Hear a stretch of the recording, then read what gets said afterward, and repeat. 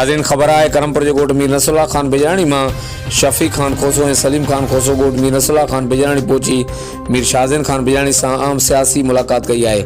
मुलाक़ात में ईंदड़ इलेक्शन बाबत घण रुखी तरफ़नि खां पिणु वीचारियो वियो।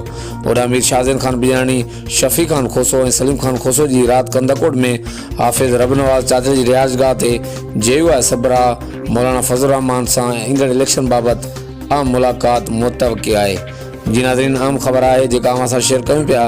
शफ़ी ख़ान खोसो और सलीम ख़ान खोसो ॻोठ मीर नसरुल्ला ख़ान बिजाणी पहुची मीर शाहज़ैन ख़ान बिजाणी से आम सियासी मुलाक़ात पिणु कई है।